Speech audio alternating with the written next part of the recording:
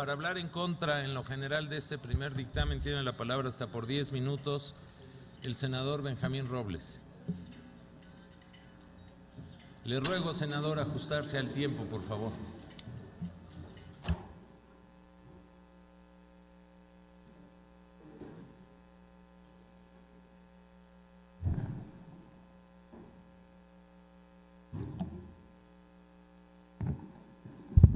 Muchísimas gracias.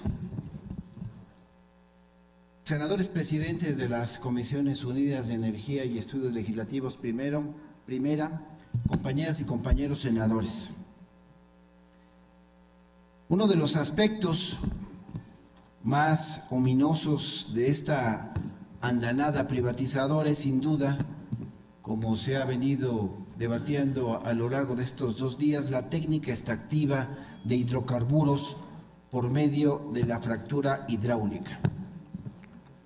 Yo sé que se ha hecho mención a esto ya, pero me tomaré una parte de mi tiempo para hablar del asunto, principalmente porque veo que existe todavía un poco de confusión, particularmente por parte de los promotores de estas reformas. Como todos sabemos, el petróleo es un recurso no renovable que se formó durante millones de años y ahora lo estamos explotando a un ritmo acelerado. Como cualquier otro recurso no renovable, la curva de producción tiene una forma de campana.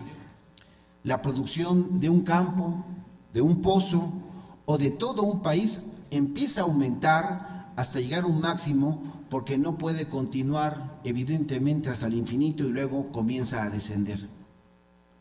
Vale recordar que desde 1965 a 1973 la producción mundial creció muy rápidamente a una tasa de casi el 8%.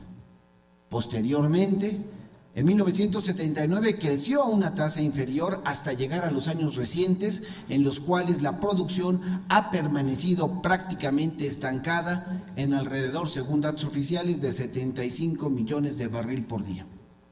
Esto quiere decir, compañeras y compañeros, que cada vez descubrimos menos petróleo.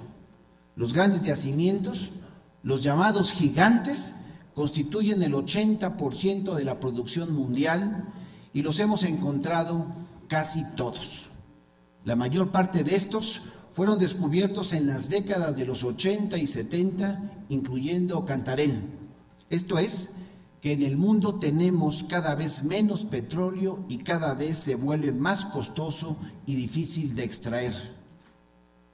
Lo anterior, como todos sabemos, queda constatado por el paulatino aumento del precio del petróleo. Hay que recordar que en el 2002, por ejemplo, el barril de petróleo valía $25, mientras que en el 2008 tocó el máximo de casi $140 el barril. Y es aquí, compañeras y compañeros, donde aparece la técnica de fracking. El petróleo que antes no se podía explotar porque era demasiado caro, ahora sí se empieza a explotar con un altísimo impacto ambiental, social y económico que esto conlleva. El fracking o fractura hidráulica consiste en hacer una perforación vertical de 3 a 5 kilómetros de profundidad hasta llegar a donde se encuentran unas rocas porosas que pueden ser de esquito, lutitas o pizarra. Cuando se alcanza la capa de rocas, se continúa la perforación en un plano horizontal a través de la misma. Esta perforación horizontal suele ocupar, como nos comentaron el comité científico, a un grupo de senadoras y senadores que fuimos hace poco precisamente a conocer los avances allá en los Estados Unidos. Esta perforación suele ocupar entre 1,5 kilómetros de longitud o puede llegar hasta 3 kilómetros. Y dentro de la capa de pizarra se utilizan explosivos para provocar pequeñas fracturas y se inyectan por etapas. Se inyectan de 9 a 29 millones de litros de agua a una muy alta presión, mezclados con arena, como lo recordarán algunos de los senadores aquí presentes que asistieron a esa gira, y un cóctel, como se nos dijo, de más de 750 aditivos químicos apuntalantes, entre los cuales se encuentran ya identificados bencenos, silenos, cianuros, los cuales, como todos sabemos, son elementos cancerígenos y mutágenos. Muchas de estas sustancias químicas, también lo sabemos, ni siquiera están catalogadas. Las empresas se reservan la información completa de los componentes de este cóctel, amparándose, así nos lo dijeron, en el secreto del derecho de patente, por lo que no se sabe con exactitud las dimensiones de los riesgos que todavía se están corriendo en muchas partes del planeta.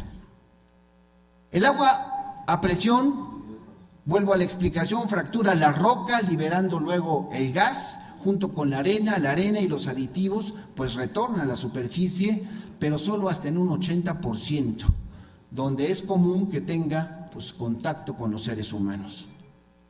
Compañeras y compañeros, alrededor del mundo existen incontables testimonios sobre esta peligrosísima polución. Existen pruebas y son incontrovertibles. Tan solo en Estados Unidos existen más de 1,000 casos documentados de contaminación de agua cerca de pozos de fractura hidráulica. Y según estudios científicos realizados en el mismo país, se estima que la población que habita a menos de 800 metros de un pozo donde extraen hidrocarburos por fractura hidráulica, la probabilidad de padecer cáncer asociado a los contaminantes emitidos como consecuencia de esta técnica es ni más ni menos que del 66%. No es por nada, compañeras y compañeros, que a nivel mundial son ya varios los países que han prohibido esta práctica en su territorio. Y esto lo quiero recalcar porque aquí hay varios legisladores reformistas, autodenominados modernizadores, que se desviven dando referencias mundiales. Habría que revisar todos los países de Europa y todos los estados de la Unión Americana que ya han prohibido el fracking. Algunos inclusive han entrado en moratoria hasta que no se garantice que no se está perjudicando el medio ambiente, cosa que lo recordarán los senadores que fuimos a esa gira a las llamadas capitales mundiales del petróleo, no lo pudieron garantizar que fuese seguro. Y estos datos son públicos, cualquiera los puede corroborar, solo hace falta, lo quiero decir con respeto, pero solo hace falta tener ganas de informarse. Y por si esto fuera poco, compañeras y compañeros, está comprobado también que este método ni siquiera es rentable económicamente hablando.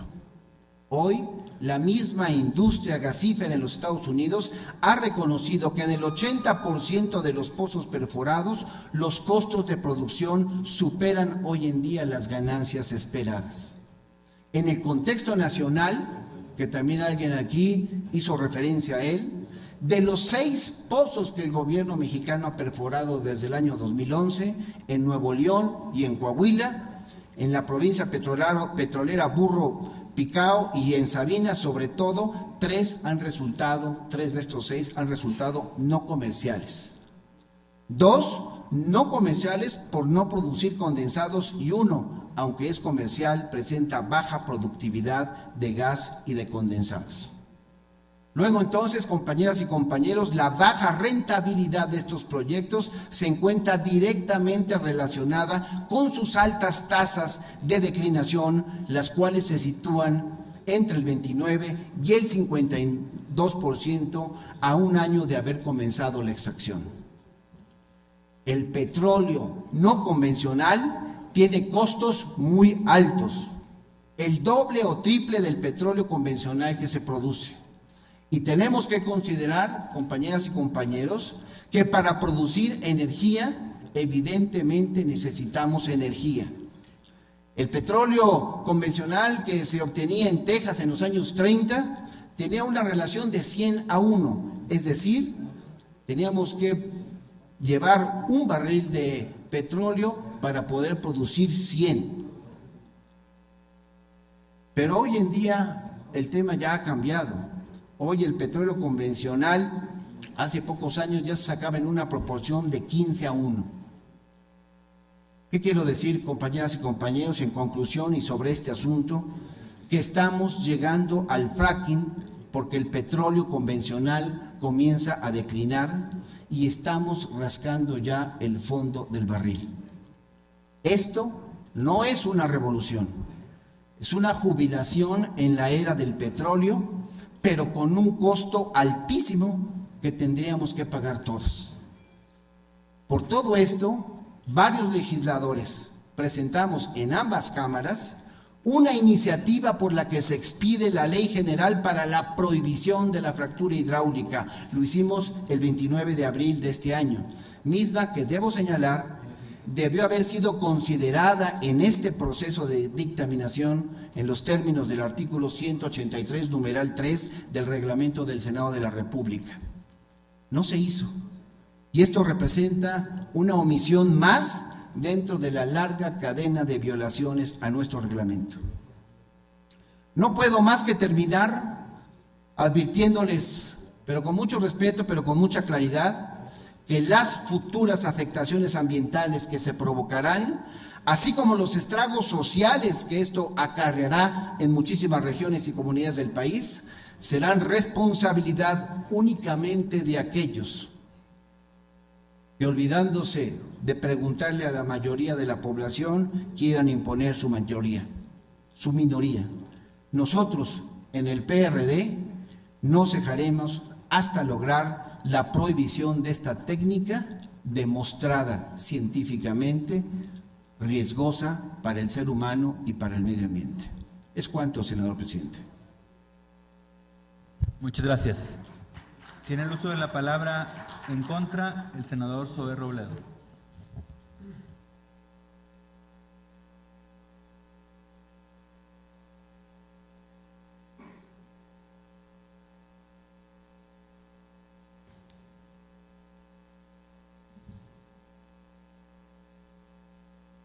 Muchas gracias, senador presidente de la Comisión de Estudios Legislativos Primera.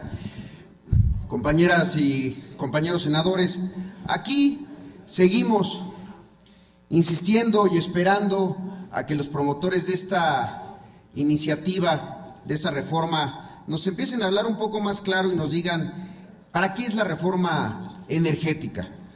Porque si algo ha quedado claro es que esta es una reforma en la que se sacrifica mucho para obtener muy poco.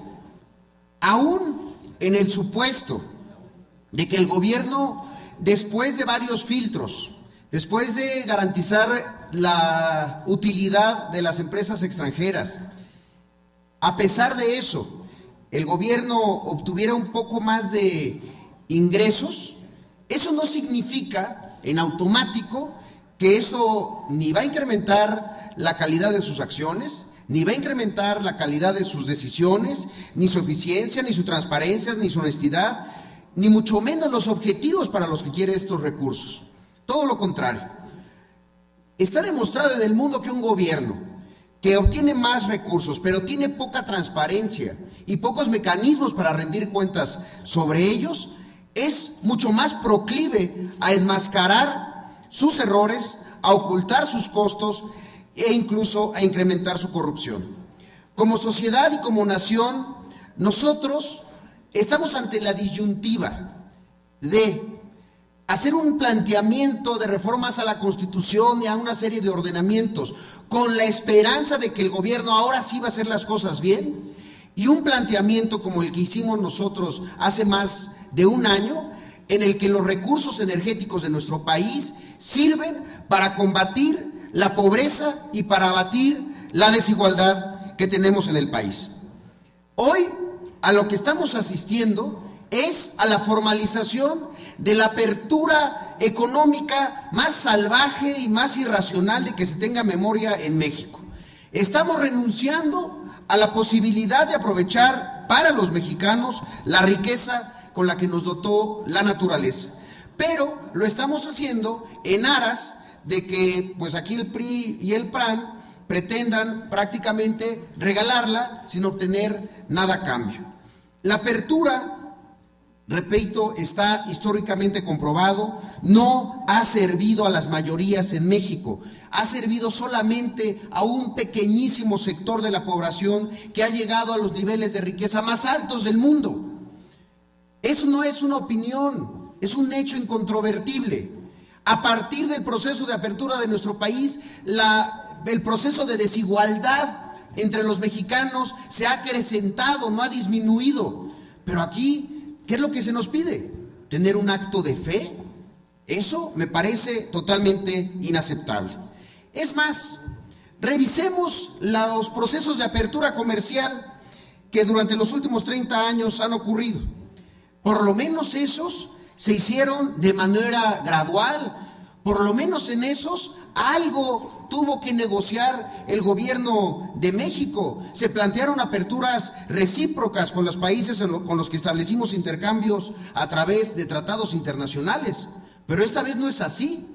Aquí es una apertura en la que solo México da y los demás quitan, así de sencillo. Simplemente recordemos cómo fue la construcción del Tratado de Libre Comercio con Estados Unidos y Canadá. El ejercicio de mayor apertura comercial que nuestro país había tenido hasta la fecha, hasta que llegan con esta propuesta de iniciativa de apertura salvaje e irracional.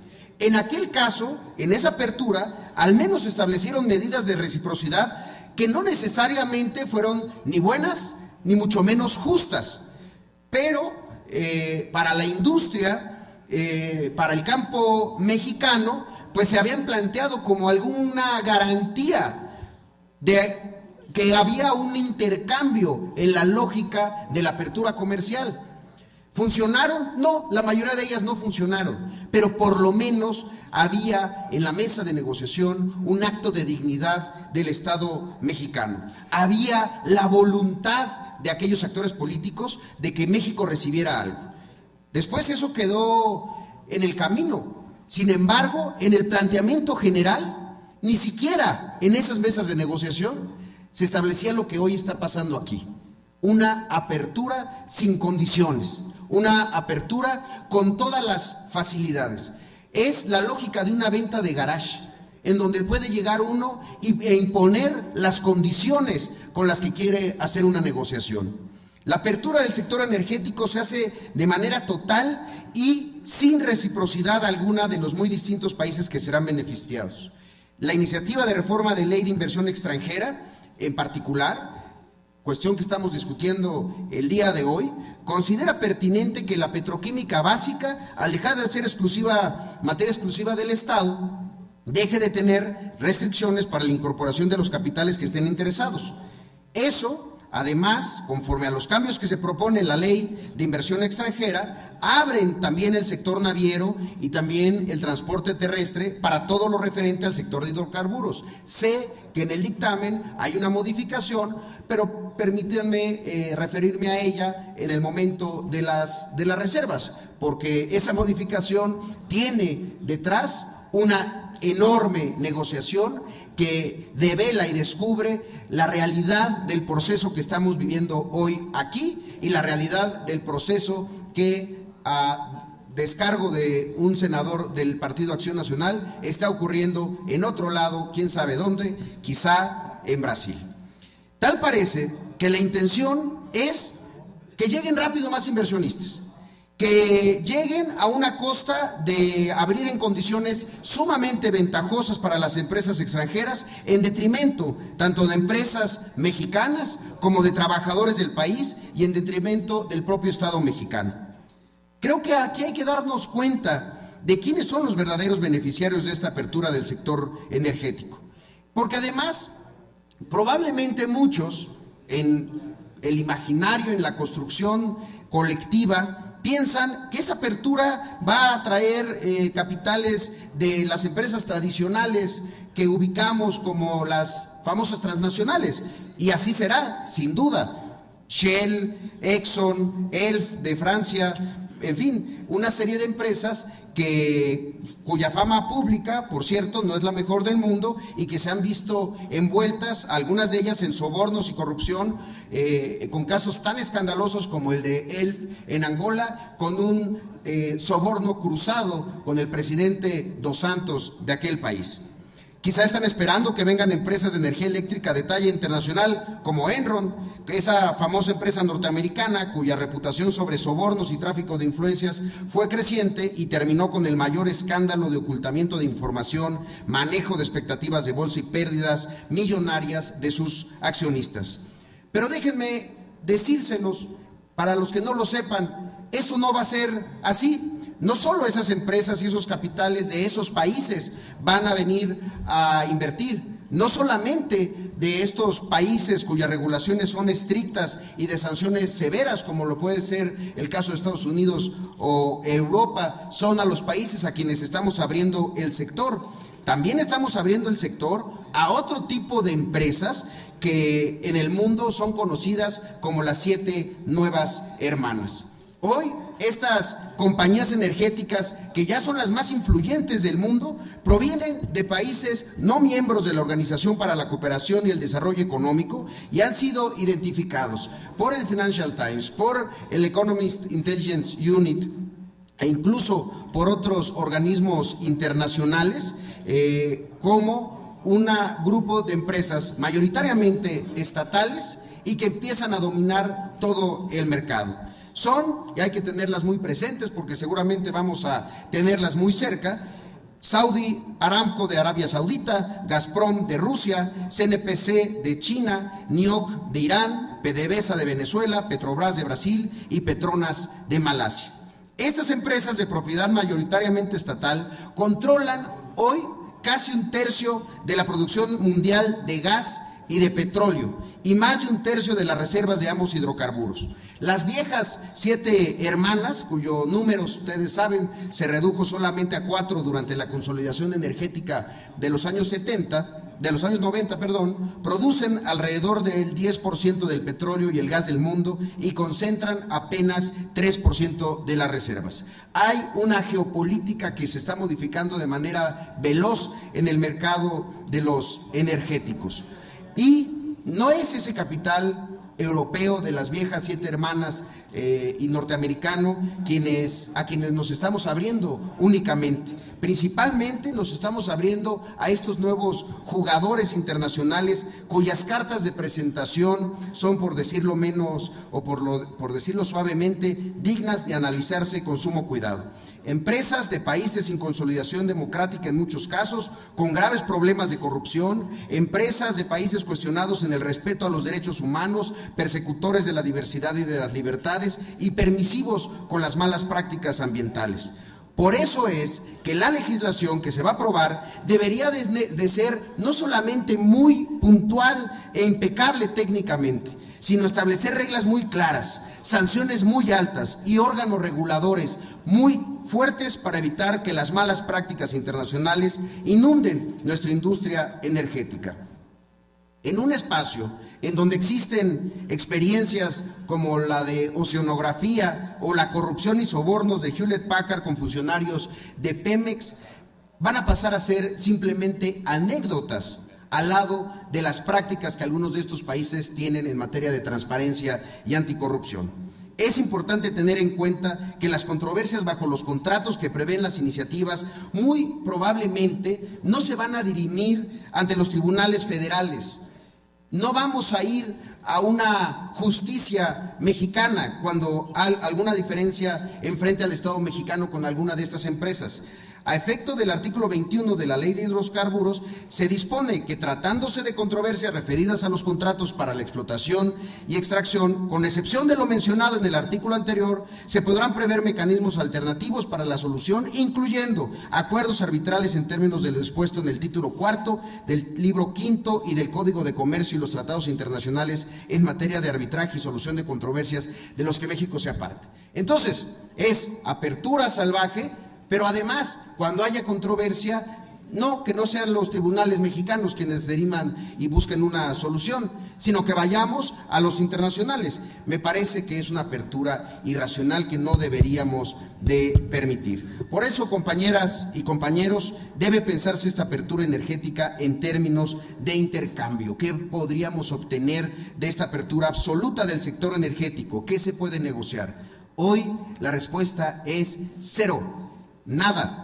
¿Acaso a las empresas rusas les vamos a certificar que no estén infiltradas por la mafia y el crimen. A las empresas árabes les vamos a exigir cambios para el respeto a los derechos humanos de las mujeres en aquel país. A las empresas chinas vamos a verificar que no usen tecnología pirata o que no vengan con prácticas de daño ambiental. Por supuesto que no, porque no importa eso. El mercado mexicano está abierto para el que quiera venir, con los hábitos que quiera venir, con las conductas que quiera traer y con el árbitro internacional que no tiene nada que ver con nosotros. Estamos poniendo en riesgo todo a cambio de nada. Pongamos algo en la mesa. Esa sería la petición mínima. Eso no ha ocurrido desde que se empezó a abrir este mercado. Esta reforma simple y sencillamente va contra el interés de México y de los mexicanos. Y ojalá sus promotores nos presten, nos dignen, nos obsequien su tiempo, su opinión y suban a esta tribuna a debatir y vengan a demostrar lo contrario. Muchas gracias. Gracias, senador Zoé. Para proseguir en el asunto que nos ocupa, que es la intervención de senadores y senadoras a favor y en contra, permítanos a estas presidencias consultar a los integrantes de las Comisiones Unidas lo siguiente. Con base en lo dispuesto en el numeral 2, fracción segunda, de las normas que regulan las intervenciones en este debate que han sido discutidas y aprobadas, esta presidencia pone a consideración de los integrantes de las comisiones de Energía y de Estudios Legislativos primera, que podamos modificar el horario del día de mañana, viernes 13 de junio, para que nuestra reunión se lleve a cabo en este mismo recinto en un horario de las 14 horas de la tarde a las 8 de la noche el día de mañana. Asimismo, a efecto de poder continuar con nuestros trabajos de discusión, se propone que se habiliten los días sábado 14 y domingo 15 del presente mes y año para el mismo efecto en un horario de 9 de la mañana a 14:30 de la tarde de manera corrida cada uno de esos días. 9 de la mañana a las 16:30 de la tarde. Una disculpa, lo leí mal. 9 de la mañana a las 16:30 de la tarde. Sábado y domingo. Es decir, el día de mañana, viernes, de las 2 de la tarde a las 8 de la tarde en este mismo lugar, y el sábado y el domingo, cada día, de 9 de la mañana a 4:30 de la tarde, 16:30 p.m. Le rogaría al señor senador Gracia que me auxiliara en consultar que las y los legisladores de las Comisiones Unidas de Dictaminación que estén por la afirmativa. Perdón, se sirvan. nada más, ¿podría repetir el horario de mañana? Es que no me quedó claro, estaba yo apenas subiendo. 2 de la tarde a las 8 de la noche. ¿Y por la mañana no vamos a sesionar? En la mañana no sesionaríamos. ¿Con qué motivo? El motivo es que el día de hoy les vamos a entregar el proyecto de dictamen número 2, que contiene el proyecto de dictamen de la Ley de la Industria Eléctrica y de la Ley de Geotermia. En unos minutos más lo vamos a distribuir, a hacer público, a subir a Gaceta, y la intención es para poderlo conocer en la medida de lo posible, senador. Una consulta, ¿el acuerdo no establece 24 horas de...? Sí. Si usted se da cuenta, difícilmente el día de mañana iniciaríamos con esa discusión, toda vez que apenas el primer dictamen, si acaso respetando el horario de hoy, vamos a terminar el análisis del primer dictamen en lo general. El día de mañana seguramente haríamos el espacio para el análisis y discusión en lo particular. Correcto, nada más. Además, siendo así, además le senador, ofrezco, senador, que una vez distribuido el segundo dictamen, no empezaremos a su análisis y discusión sin antes se cumplan las 24 horas. Pero siendo así, entendiendo que es una razón de fondo que se va a distribuir el dictamen, la propuesta sería, no entiendo, sigo sin entender por qué no empezamos con las reservas de este dictamen a las 9 de la mañana o a las 11 de la mañana, como está establecido, y hasta las 2 de la tarde. Sigo sin entender cuál es el espacio o qué ocurre mañana en la mañana que no podemos venir a sesionar. Senador Orihuela. Conserve el horario que usted planteó, ya que en otro momento de las discusiones el propio PRD había planteado que iniciaba el Mundial de Fútbol y mañana juega la Selección de México. Entonces, para darle oportunidad a la gente del PRD, del PRI, del PAN y quien quiera, además de que ustedes cumplan con las tareas de entregar los trabajos que ya señaló, y me parece muy prudente que iniciemos a las 14 horas. Pero nada más. Gracias, senador Orihuela. Permítame, senador Robledo. Me ha pedido la palabra el senador Encinas, el senador Pedraza, el senador Salazar. Muy bien. Y el senador Sobe. Y el senador Gracia. El senador Encinas, si es tan amable. Sonido. Sí, muchas gracias. Bueno, a ver si entendí bien y más después de la intervención del senador Orihuela. Mañana iniciaríamos a las 2:30 de la tarde. 2 de la tarde en punto. Para que ustedes puedan ver el partido de fútbol. Y usted también lo puede ver. No soy aficionado. Y el domingo hasta las 4:30, para los que tenemos familia, podamos ir a atender nuestros asuntos personales, por eso es. Al igual que el sábado, senador. ¿Y por qué no trabajamos todo en el horario propuesto de las 10 de la mañana a las 8 de la noche todos los días? Viernes, sábado y domingo. Yo no tengo ningún problema. Ahorita, mire, ¿por qué no hacemos algo? Porque me imagino que diferentes senadores van a proponer diferentes horarios. Las mesas directivas, los presidentes de las mesas directivas estamos haciendo una propuesta, la desahogamos y si no alcanza la votación requerida, pues encontramos otro espacio para otra propuesta para votarla. Senador Pedraza. Gracias, señor presidente. En la reunión inicial, en el conjunto de observaciones que se habían hecho de mi parte en las reservas al documento de método para la discusión, yo había sugerido ampliar los horarios de discusión. Había propuesto que fueran los horarios desde las 9 de la mañana hasta las 10 de la noche todos los días. Y aquí se había insistido por parte de los compañeros que fuera de 11 a 14 horas y de 17 horas a 20 horas.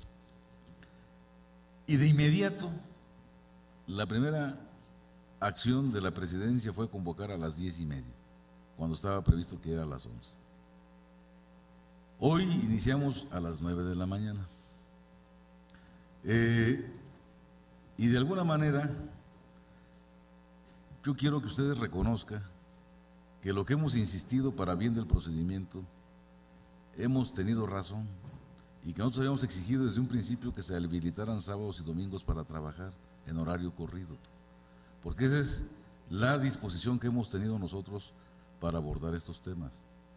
Y es lamentable que a cada momento tengamos que hacerle enmiendas a un documento que no hemos acabado de avalar y que cada vez se parcha en cada momento. Por eso yo creo que sería bueno que igual los compañeros de la bancada del PRI, que son los que están aquí, porque el PAN no ha estado presente, que revisen antes de votar, que consulten bien, porque nos están imponiendo los acuerdos y luego se desdicen. Entonces sería importante que tuvieran un recesito ustedes para que platiquen bien y puedan de esa manera resolver en definitiva un método de trabajo contundente que no requiera ajustes, porque esto nos está llevando a indefinición en el trabajo y en el tiempo de compromisos que pudiéramos hacer. Muchas gracias, señor presidente. Reconociéndole su participación y agradeciéndole su reflexión, senador, créame que hemos hecho un gran esfuerzo por tratar de conciliar las agendas. No es sencillo. Todos las y los senadores pues tenemos actividades, todos. Créame que es simplemente el ofrecer, dentro de lo que he escuchado de mis compañeros y compañeras senadores, como de usted y de todos los aquí presentes, el buscar la conciliación mejor posible. Es imposible satisfacer a todos, les pido una disculpa si es por un tema de capacidad, pero yo le rogaría que pues lo dirimiéramos conforme nos dimos el acuerdo en términos de someterlo a votación. No tengo otra opción para hacerlo. Senador Zoé Robledo. Sí, vaya, supongo que se someterá a votación y quedaremos en minoría, pero solamente es importante que quede muy claro, sobre todo porque el senador Orihuela lo mencionó, que nuestro planteamiento nunca fue abrir espacios para poder ver el fútbol. Planteábamos que empezáramos las sesiones posterior al Mundial para que la atención de la gente pudiera estar también en los temas de carácter nacional, como la reforma energética. Yo no estoy de acuerdo en que no sesionemos el día de mañana en el horario regular de la mañana. Creo que tenemos que sesionar. Creo que lo que la gente espera de nosotros es que mientras ellos vean el fútbol, bueno, tengan la certeza que sus senadores están trabajando. Ya no es un asunto de rating, ya no es un asunto de audiencia. Nadie verá esta sesión, pero por lo menos que podamos nosotros dar esa garantía a nuestro electorado. Ahora, en aras de lograr un ambiente de disposición, yo quisiera dejarle a mi amigo Chon Orihuela esta televisión para que mañana se la traiga en la mañana, pueda él ver desde su lugar el fútbol, con mucho gusto, y nosotros podamos seguir sesionando. Al senador Orihuela le interesa ver el partido, esa tele tiene las dimensiones justas para que la ponga en su asiento, vea su partido y nosotros sigamos chambeando, trabajando y debatiendo este tema tan importante. Senador Robledo, nada más para que no nos metamos en problemas, ¿es regalada o prestada? No, que la considere una aportación del pueblo de Chiapas al pueblo de Michoacán. Muy bien, muchas gracias. Me imagino que el senador Orihuela le quiere dar las gracias.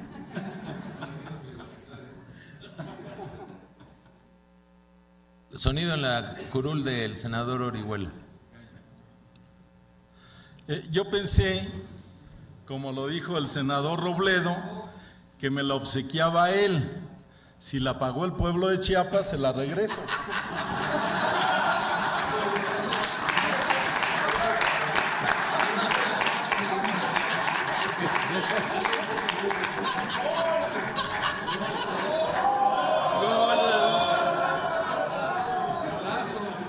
Bueno, yo les agradezco, senador. No, simplemente no quisiera yo que esto se convirtiera en un debate, ni mucho menos. De que se llevó la nota, senador. Se llevó la nota y qué bueno que está aprendiendo a meter goles. No, simplemente decírselo con toda la seriedad del mundo, porque veo que le preocupa el tema. Considere este obsequio que sigue estando vigente para que podamos llevar, pero el tema de fondo es sesionemos mañana temprano, no queremos ver el partido. Si a algún senador le interesa verlo, pues que lo vea desde su curul, desde su escaño, desde su lugar. Simplemente seamos serios en un tema. No hay razón, no hay un motivo fundamentado para no sesionar mañana. Y si es el tema del partido, díganlo con todas sus palabras. Sí, vamos a sesionar mañana. A ver, senador Orihuela, le ruego que sea breve. Sí, yo lo sé, pero sonido en la curul del senador Orihuela, en el escaño, perdón. Yo debo confesar que soy un profundo aficionado al fútbol, que jugué fútbol toda mi vida. Tuve la oportunidad de fundar un equipo que existe en mi pueblo, en Zitácuaro, de segunda división ahora. Y tiene razón, senador Robledo, yo soy profundamente aficionado al fútbol, pero aquí estamos, aquí hemos estado todos los días y estaremos de acuerdo a la citatoria que establezca la presidencia, las dos presidencias. No tengo duda que la mayor parte de los senadores atenderemos esos citatorios y le doy la oportunidad de rectificar porque me había agradado el obsequio. Espero que usted diga que lo pagó. Yo lo pagué. Entonces lo recibo. Cero. No, cero.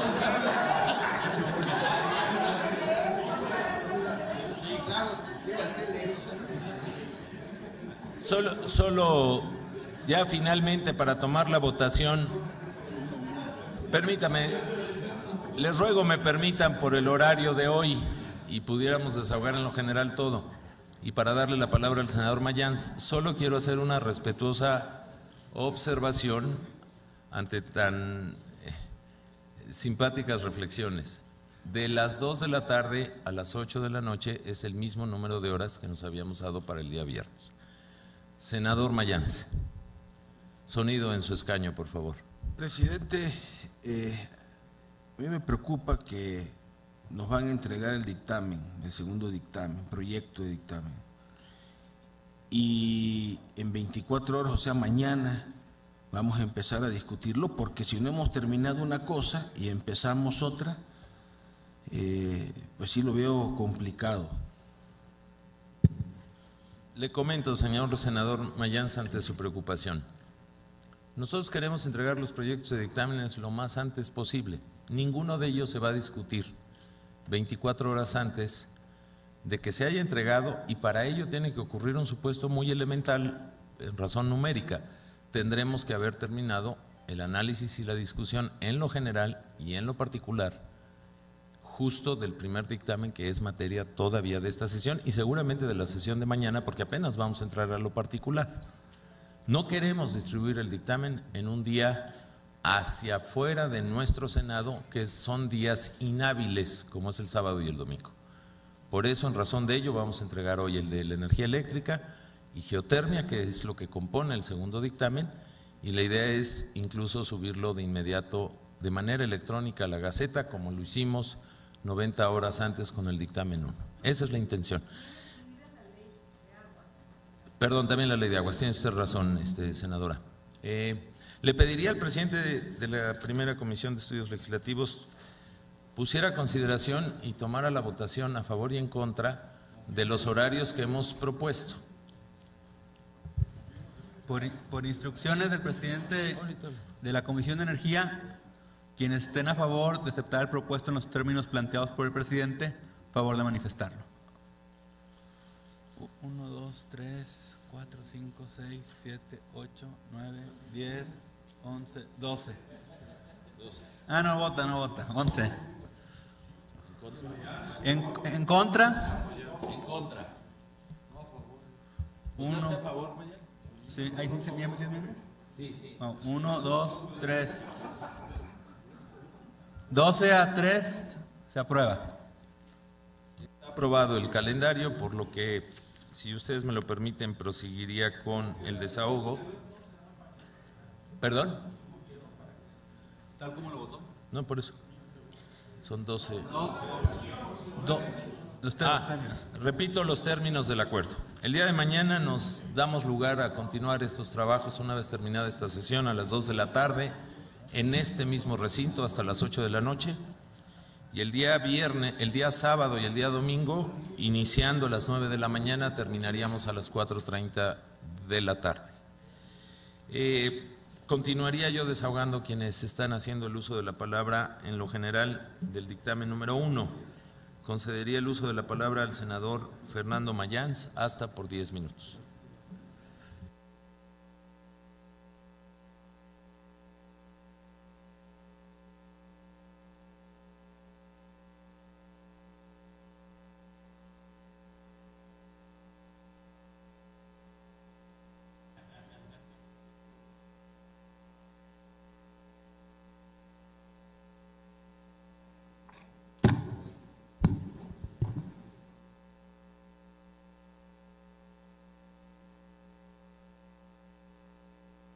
Como siempre, a mis representados, al pueblo de México, con todo mi amor y mi cariño y afecto. Quiero hacer una mención a lo que comentó el día de ayer el senador Gracia, que toda mi admiración y respeto para la buena gente y empresarios de Nuevo León. Sin duda, ejemplo a seguir y merecen todo mi reconocimiento y mi afecto. Pero eso es para la gente regia. Y triste es la historia del federalismo en México, que lo que sacan del sur se lo inyectan al norte. Esto hablo de Tabasco, de Campeche, de Veracruz. Entonces, mi más amplio y profundo reconocimiento a la gente regia, con todo respeto y cariño. Asimismo, pues hemos estado dando seguimiento de qué es lo que dicen los medios de comunicación y quiero también aquí expresarle y dirigirme a ellos y a mis compañeros que vergüenza debería darles a quienes dicen que traemos un discurso de derrota ante la reforma energética impuesta por el PRI-PAN. En la defensa del pueblo y de México no hay espacios para supuestas derrotas. Somos un pueblo que nunca se rinde, no hay lamentos. Hoy informamos al pueblo y actuamos para detener los atropellos y el despojo a la nación. De la lucha por México es venir aquí a pesar de la soberbia, de los oídos sordos y la ceguera de muchos, a detener el despojo a la nación, a evidenciar esos intereses oscuros que motivan el agravio al pueblo, a su historia, al descalabro a la Constitución y al patrimonio del país.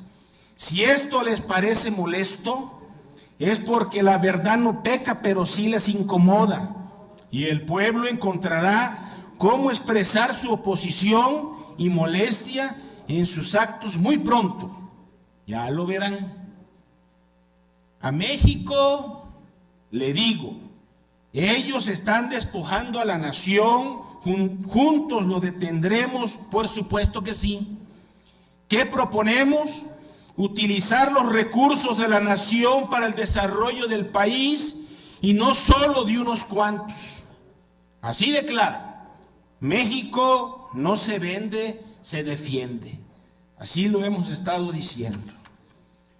A mis amigos y compañeros del PAN, quiero leerles un documento y a todo el pueblo de México de un gran senador panista, José Ángel Conchelo.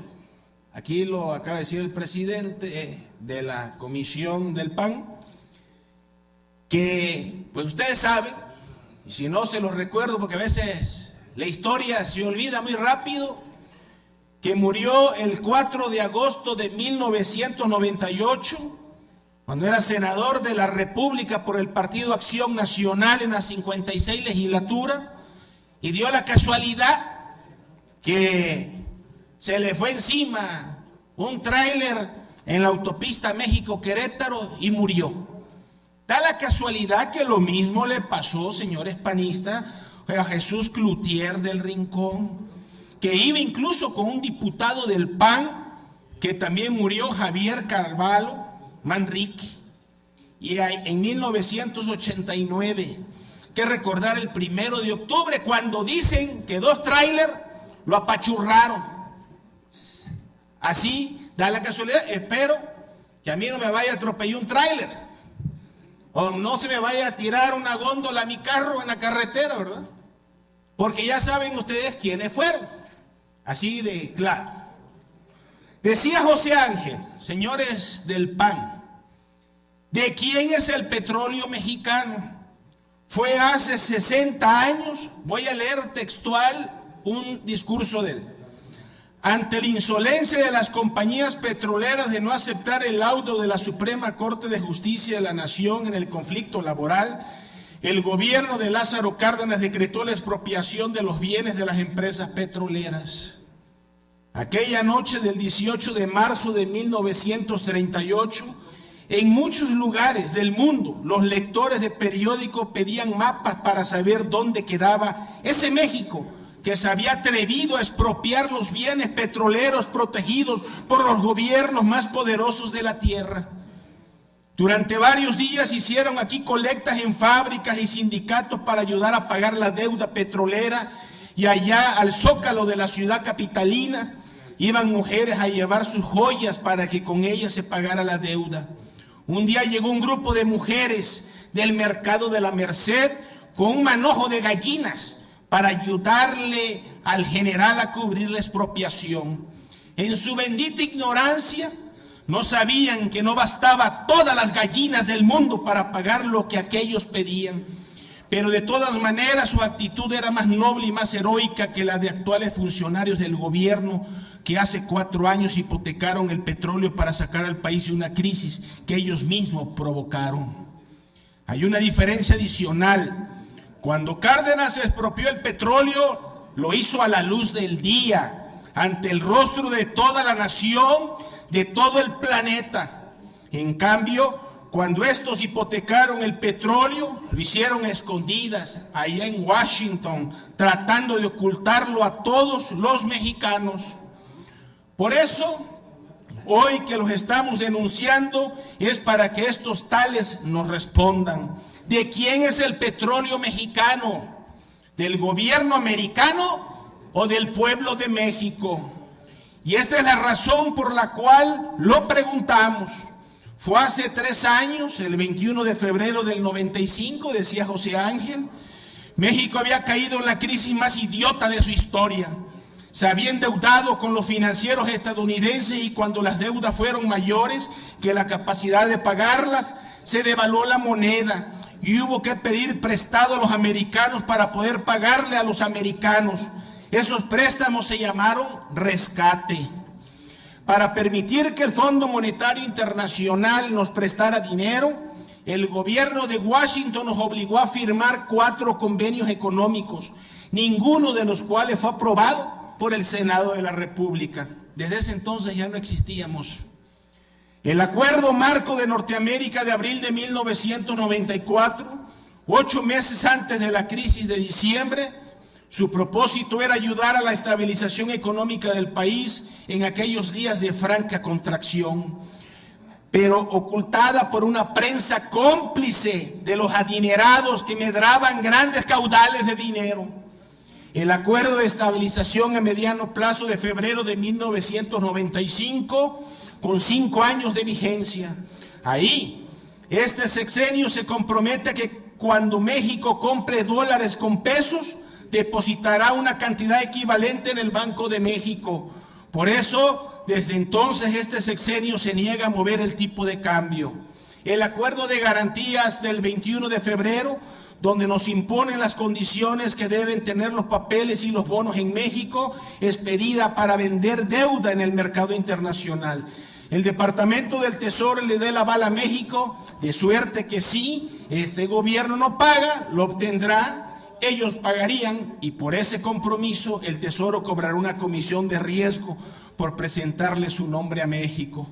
Cuando más tarde los expertos, entre comillas, de la banca privada nos dijeron que México obtuvo capitales gracias a la confianza que tienen en el gobierno del doctor Zedillo, simplemente nos ocultan la humillación de que allá lejos nos están prestando porque el Departamento del Tesoro nos ha dado su aval.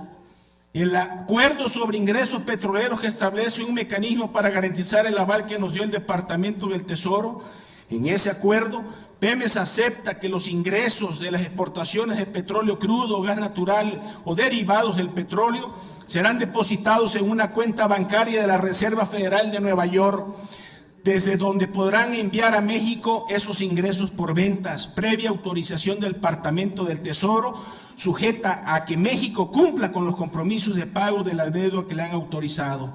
5 días después, el malnacido de Michael Camedeus acepta la carta de intención del pobre gobierno mexicano y así comienzan a darnos dinero para que podamos pagarle las deudas que tenemos con los especuladores americanos. Por ese acuerdo de ingreso es una hipoteca en los términos más humillantes. El petróleo es nuestro mientras permanezca en sus mantos. En cuanto Pemex lo saque del subsuelo para exportar, pertenece al gobierno de los Estados Unidos. En ese acuerdo, el presidente Clinton le impone a nuestro gobierno condiciones como esta.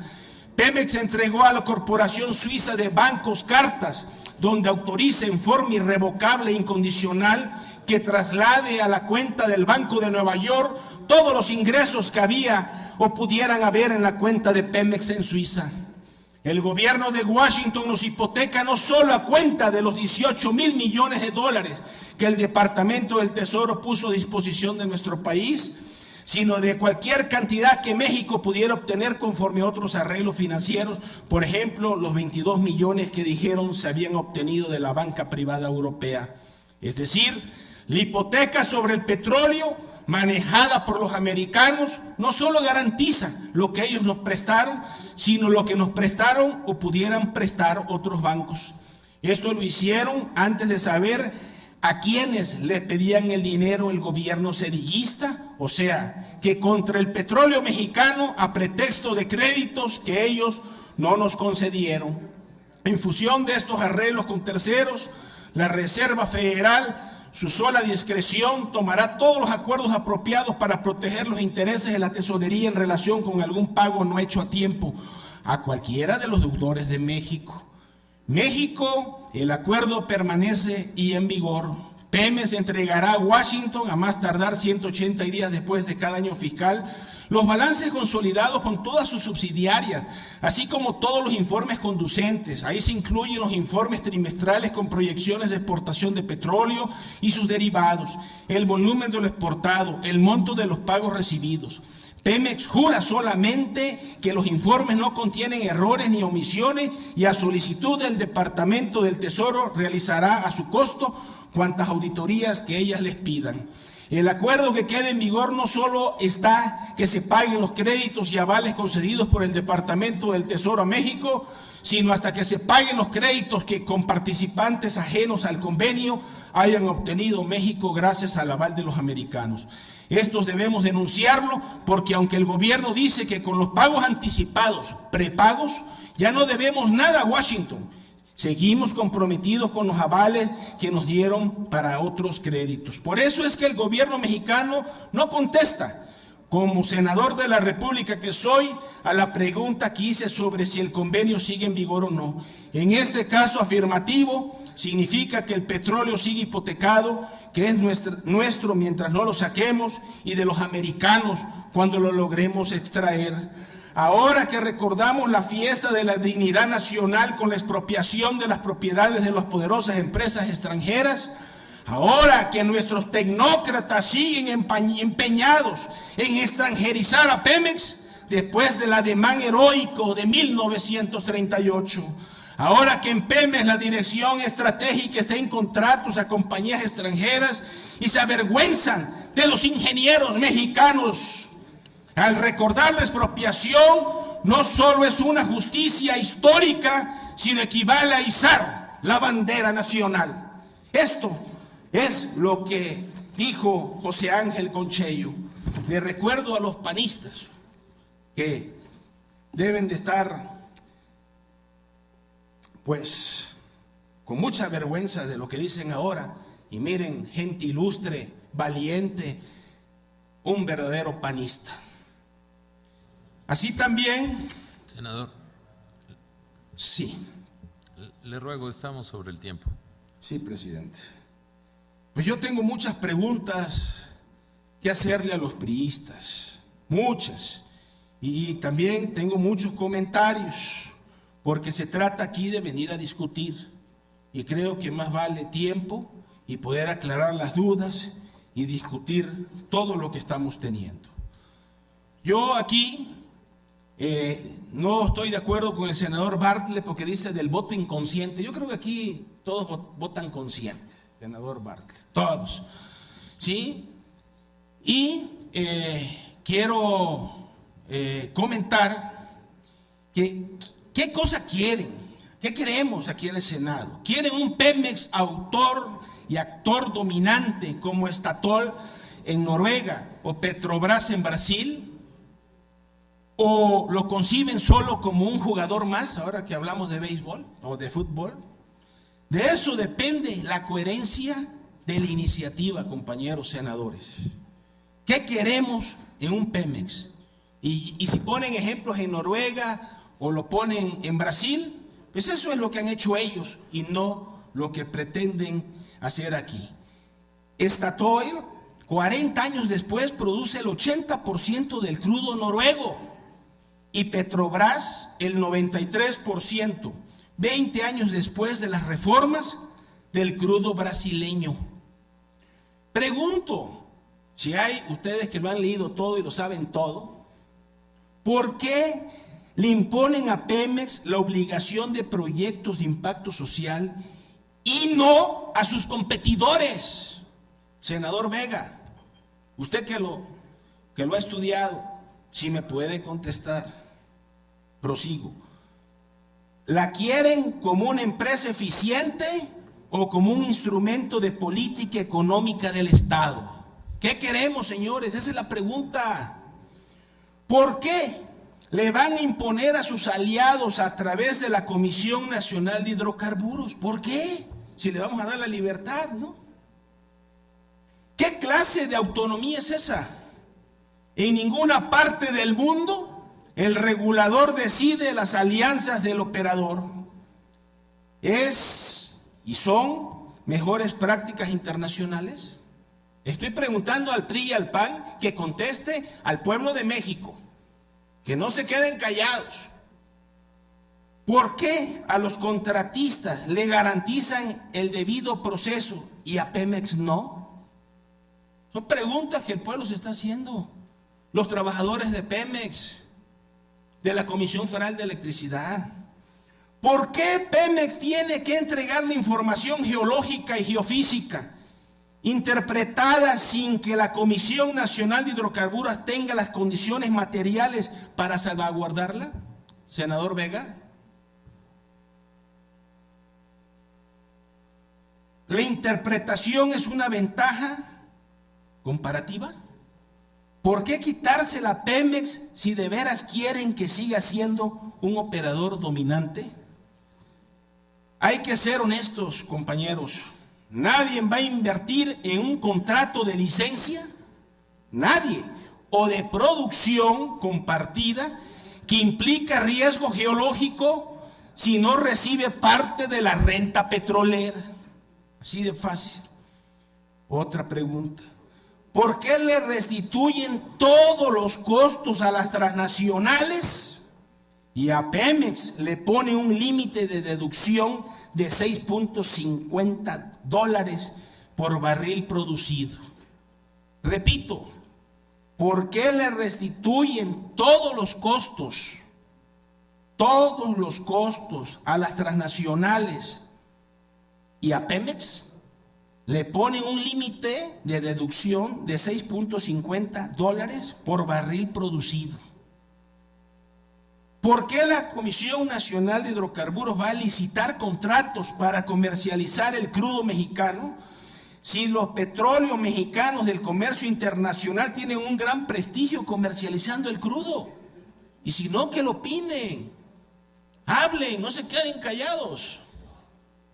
¿Por qué no hay un precio nacional de referencia del crudo? No lo hay. En 2013, Pemex tuvo utilidades por 700,000 millones de pesos antes de impuesto y pérdidas por 170,000 millones después de impuestos. Pemex es la empresa número 2 del mundo antes de impuesto y la número 86 después de impuestos. Fíjense la gran diferencia. ¿Cómo va a competir Pemex si Hacienda le fija un balance financiero que no puede rebasar? ¿Cómo? Pemex debe decidir con quién se va a aliar. En los transfronterizos debe ser el operador. Es una cuestión de seguridad nacional.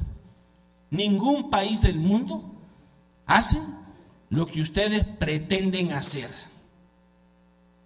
Ningún país del mundo. Y de eso todos estamos conscientes.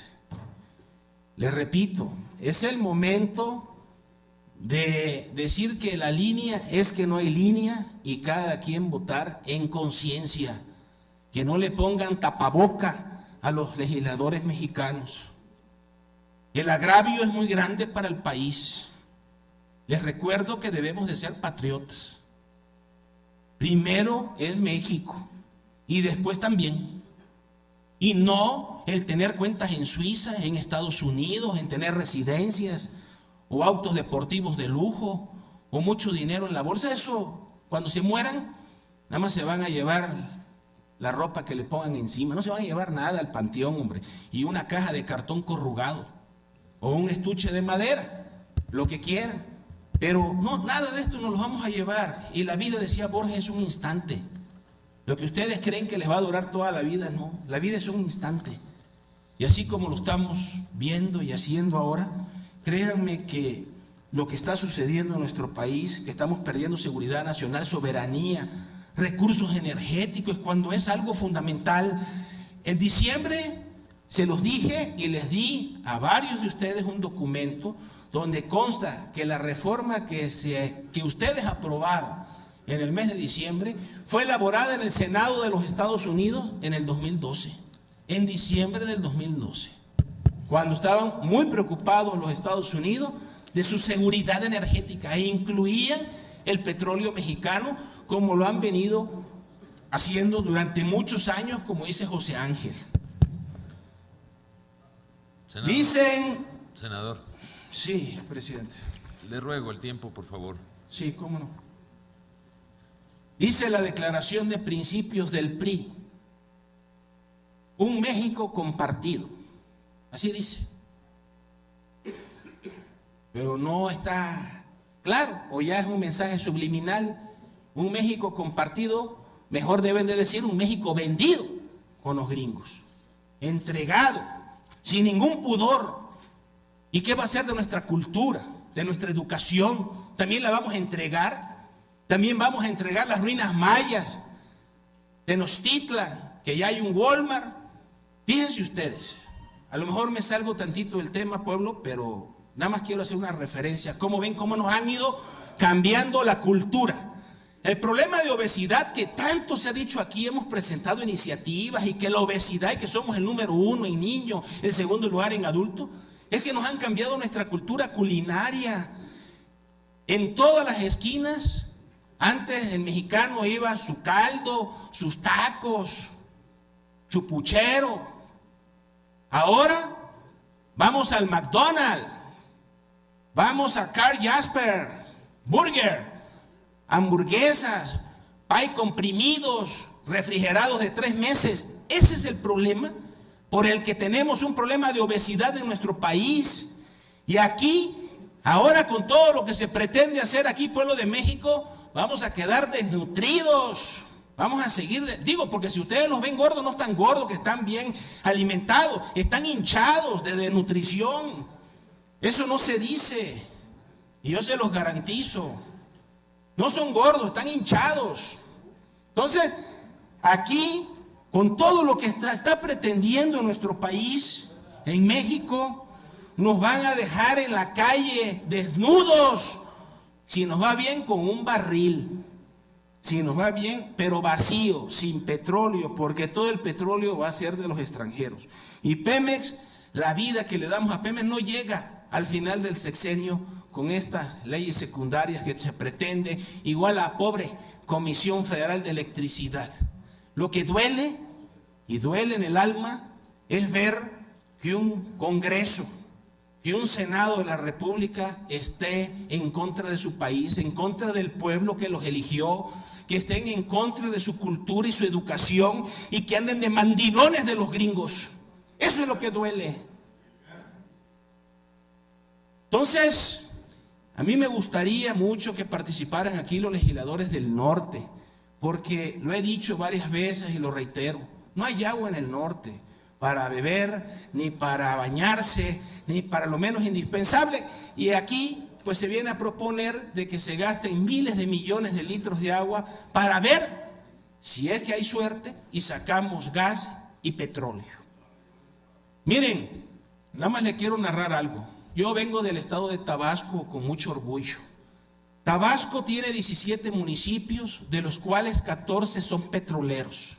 Y vecino de Ciudad del Carmen, que es el único municipio de Campeche que es petrolero. Campeche no tiene ni un pozo en tierra, todos son en el litoral mexicano. Y qué bueno que se les considere como de los campechanos, porque se lo merecen, con mucho orgullo y cariño. Miren los problemas que tiene Ciudad del Carmen y Tabasco, Villahermosa. Primeros lugares en SIDA, alcoholismo, suicidio por la depresión.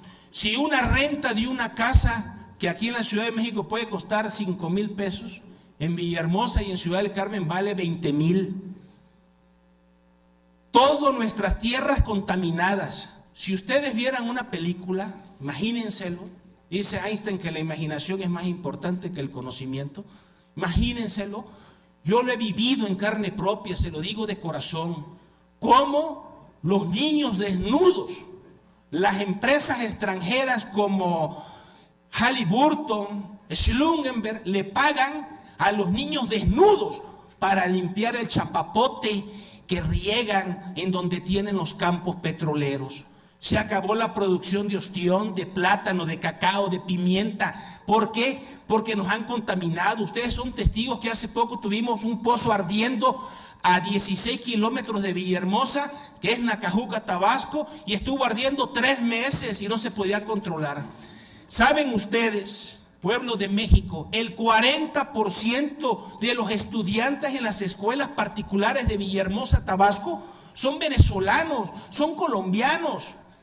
Y si ustedes ven la plantilla de trabajadores en Pemex, el que limpia el excusado, el que barre el piso, es tabasqueño, es mexicano, ¿sí? Y los que tienen grandes puestos, que están en el aire acondicionado, son los extranjeros. Un ingeniero en sistemas mexicano que trabajaba en Halliburton, le pagaban 9,000 pesos. Un ingeniero en sistemas venezolano, $9,000. Y eso que el petróleo es nuestro. ¿Qué va a pasar ahora que se lo entreguemos? Dicen que nada más lo vamos a recibir con los brazos abiertos y las piernas, ¿qué? ¿En serio? Se los digo de corazón para que hagan conciencia y con todo el respeto. Nos van a violar a todos. ¿Ah? Nos guste o no nos guste. Y le pido perdón al pueblo de México por estas expresiones, pero ya no sé ni cómo decirlo. Que abran los ojos. Estamos en una condición de verdadera tragedia y calamidades en nuestro país. Se ha privatizado casi todo. Mexicanos, ustedes van al banco y los tratan mal. Pagamos los intereses más caros de las tarjetas de crédito. No hay préstamos, no hay incentivos fiscales. ¿De quiénes son los bancos? De los extranjeros. Ya lo dijo Citigroup y ya lo dijo BBVA, que gracias a México sobrevivieron en la crisis de lo que cobran aquí y se lo llevan. Así estamos con los ferrocarriles. No hay ningún ferrocarril de pasajeros. Y desde la época de don Porfirio Díaz no se ha hecho ni un metro de vía. Señores, ¿no se dan cuenta que hemos entregado todo a los extranjeros y no tenemos nada a los mexicanos? Y lo poco que nos queda, que significa mucho para nuestro país porque de ahí vivimos y hemos vivido, ahora lo van a entregar a los extranjeros. Que no hay ningún mexicano honrado que tenga capacidad de llevar a cabo una buena dirección en Pemex. Ya tuvieron la oportunidad del PAN y el PRI durante muchos años y no supieron, no pudieron o fueron antipatriotas. ¿Qué decirlo? Yo estoy aquí a sabiendas de que en este Senado y en el Congreso no se van a lograr los votos, no va a haber conciencia porque le entra por un oído y le sale por el otro. Aquí es un diálogo de sordos y ciegos. Sin embargo, estoy aquí porque me dirijo al pueblo de México. Quiero que me escuchen. Se los digo con todo respeto y con mucha pasión. Quiero que entiendan de qué se trata lo que está pasando aquí, de lo que está haciendo el gobierno de México. Eso es lo que quiero. Y si me atropella un tráiler, ahí me llevan una flor. Ahí se los encargo. Ojalá y mis palabras hayan servido de algo. A veces dizque en broma, pero son muy ciertas.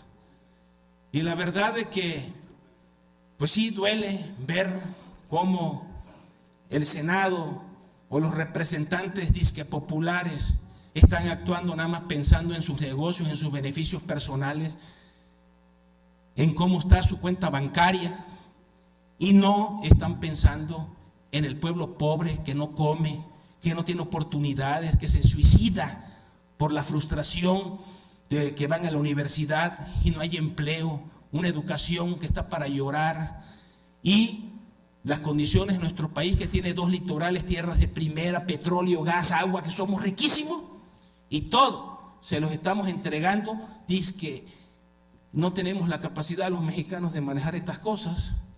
Pues yo no sé, quienes han gobernado este país, el PRI, imagínense ustedes ese tiranosaurio de partido de 84 años que estuvo con nosotros, que decía un premio Nobel de literatura, Mario Vargas Llosa, que es la dictadura perfecta, y ahora resulta de que pues ellos no pudieron, entró el PAN, el señor Fox, el gato con botas, y resulta de que pues tampoco se pudo, y menos con el señor Calderón, que desde que estaba en la Secretaría de Energía ya dio permisos bajo el agua para explotar y explorar aguas profundas. Ese es el asunto. Y luego vienen aquí a quererse enrollar en la bandera. Senador Mayans. Y resulta Senador de que Mayans. nos sale el tiro Senador por la Mayans. culata. Senador Mayans. Sí, presidente. Lleva usted 31 minutos en el uso de la tribuna. Por favor, concluya su participación.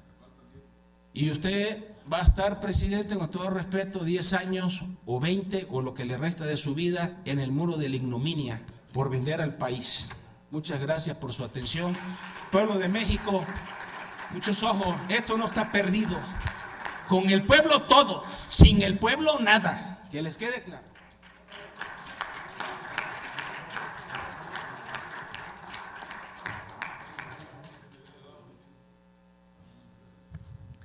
Tiene el uso de la palabra para hablar en contra del senador Salazar.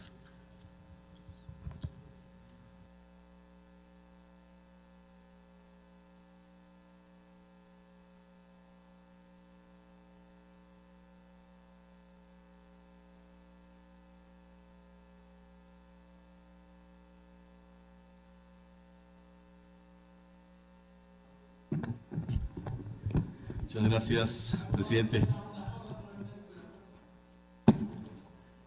Quiero iniciar esta segunda participación con un tema que ha sido abordado ampliamente ya por mi compañero Benjamín Robles, de la misma manera por mi compañera Dolores Padierna, y que ayer también tocaba el compañero Lavalle, que es el tema del fracking.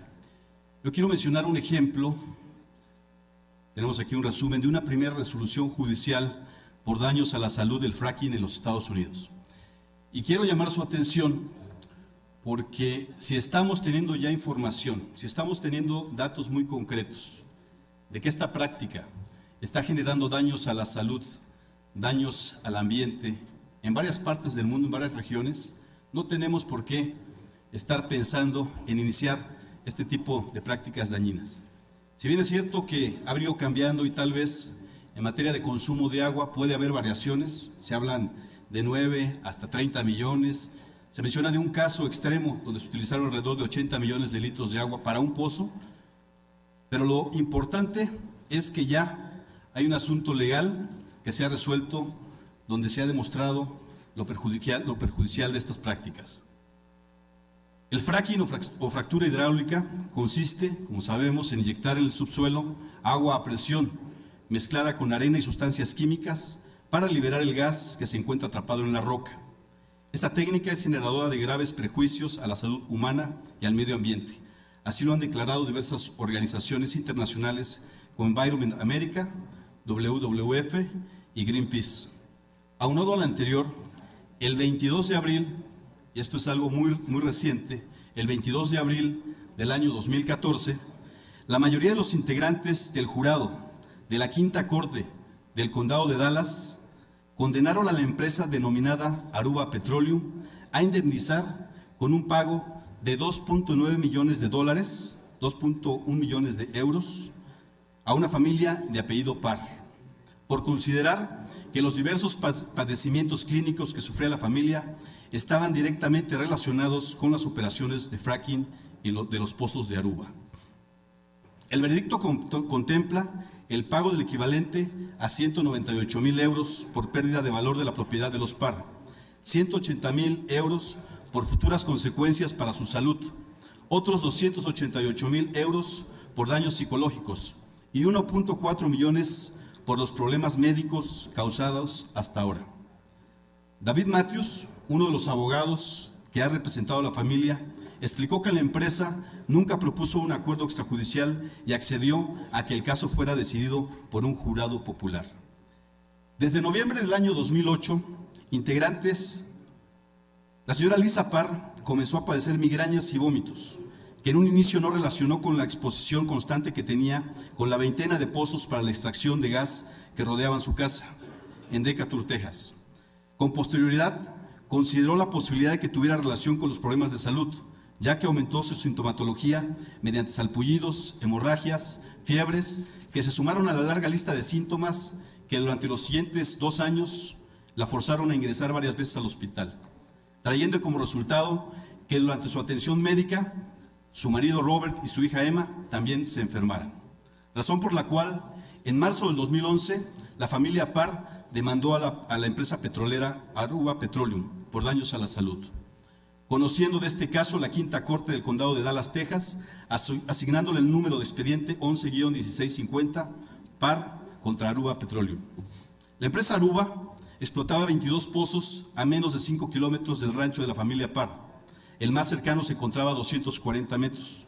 Asevera la firma de abogados Matthews, de la parte actora, la familia Parr alegó en su demanda que las operaciones de Aruba Petroleum en las inmediaciones de su vivienda contaminaron el ambiente, haciendo enfermar a su familia y a su ganado y forzándoles a mudarse a otra localidad. Según la firma de abogados que les asesoró, la técnica del fracking implica el uso de centenares de componentes químicos, incluidos algunos cancerígenos, que no son eliminados una vez que entran en contacto con el terreno. Durante el proceso judicial se les sometió a un examen toxicológico a todos los integrantes de la familia de la parte actora, encontrándoles una veintena de químicos en su sangre. Según los abogados de la familia, en el caso de sus vecinos, un especialista en contaminación ambiental detectó presencia de hidrocarburos como benceno, tolueno, etibenceno y xileno. Compañeras senadoras, compañeros senadores, debemos de poner mucha atención en este caso, ya que no podemos repetir prácticas que están demostrando en muchas regiones del mundo que son dañinas. Hablamos de Francia, hablamos de Rumania, hablamos de Bulgaria, algunas regiones de España y también algunas regiones de Estados Unidos. En algunos casos, incluso hay una moratoria. Están realizando estudios de profundidad para poder ver qué tan dañina es este tipo de prácticas. En otro tema, el contenido nacional puede definirse de diversas maneras, atendiendo a la materia a la cual se aplica o bien al criterio de quien lo define. Sin embargo, de manera general podemos señalar que el contenido nacional se refiere a la producción que se hace en los Estados Unidos mexicanos o bien al valor porcentual de la participación del suministro nacional con bienes y servicios nacionales en la satisfacción de la demanda total de bienes, servicios u obras. Ahora bien, según el artículo 46 del proyecto de dictamen, establece que el conjunto de actividades de exploración y extracción de hidrocarburos que se realicen en territorio nacional a través de asignaciones y contratos de exploración y extracción deberá alcanzar en promedio al menos un 35% del contenido nacional. Además, se instituye en el artículo que la aplicación del mismo será sin perjuicio de lo dispuesto en los tratados internacionales y acuerdos comerciales suscritos por nuestro país. Ponemos un ejemplo para entender mejor el artículo antes mencionado. Si la producción total de un barril de petróleo tiene un costo de alrededor de $10 y la norma jurídica establece que el porcentaje mínimo de contenido nacional es del 35%, tendremos que por cada barril deberá de tener incluido alrededor de $3.5 por barril producido, lo cual significaría el contenido nacional del mismo. Ahora bien, la simbiosis que la relación contractual del Estado mexicano genere con las empresas extranjeras en territorio nacional obligará lógicamente a consumir o hacer uso de ciertos servicios o insumos que están a la mano y cuyos costos son menores a los que representará trasladarlos desde el exterior. Es el cálculo que hace el Ejecutivo Federal pretendiendo vender la idea de un aumento del 25 al 35% de manera paulatina o por etapas.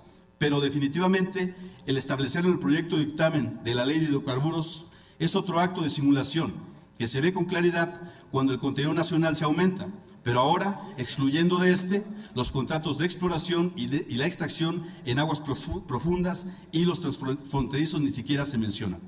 ¿Por qué razón? Porque los costos menores de los que hablamos anteriormente no existen, pero principalmente porque este tipo de disposiciones se encuentran prohibidas por el Tratado de Libre Comercio suscrito por nuestro país con América del Norte. En su quinta parte, y cito lo conducente: inversión, servicios y asuntos relacionados. En específico, el artículo 1106, que establece los requisitos de desempeño, siendo los siguientes. Número 1, ninguna de las partes podrá imponer ni hacer cumplir cualquiera de los siguientes requisitos o hacer cumplir cualquier compromiso o iniciativa en relación con el establecimiento, adquisición, expansión, administración, conducción u operación de una inversión, de un inversionista de una parte o de un país no parte en su territorio para, inciso A, alcanzar un determinado grado o porcentaje de contenido nacional. El punto 3 del mismo artículo también señala: ninguna de las partes podrá condicionar la recepción de una ventaja o que se continúe recibiendo la misma en relación con una inversión en su territorio por parte de un inversionista de un país, parte o no parte, al cumplimiento de cualquiera de los siguientes requisitos. A, alcanzar un determinado grado o porcentaje de contenido nacional. De la combinación de ambas hipótesis, comprobamos que la propuesta contenida es solo una simulación que no incentivará de manera directa y con el grado que se requiere el estímulo en la comercialización, producción y venta de productos o servicios de origen nacional, por lo que se reitera que esta disposición legal no tiene aplicación en los contratos con las empresas extranjeras. Es una norma que nace siendo letra muerta. No obstante, que durante los procesos de exploración y extracción de hidrocarburos no se otorga la preferencia y beneficio de los mexicanos durante la fase de comercialización de productos refinados, como lo son las gasolinas, vemos con preocupación plasmada en la ley la continuidad de un incremento gradual de sus precios. En la iniciativa propuesta por el Ejecutivo Federal en materia de hidrocarburos se establecía que los precios máximos al público de las gasolinas Magna, Premium y Diesel sería, durante el año 2014, de 9 centavos para la primera y 11 centavos para las últimas dos. Dicho aumento se establecía de manera mensual y fija, pero en el presente proyecto de dictamen se modifica. Podemos leer el artículo 16º transitorio, eliminando en su redacción la palabra máximo y estableciéndose que el precio al público de las gasolinas se determinará de forma mensual con el procedimiento ya establecido por parte de la Secretaría de Hacienda y Crédito Público, pero sin establecer los aumentos correspondientes, los cuales ya se encontraban predeterminados en el proyecto inicial presentado por el Ejecutivo.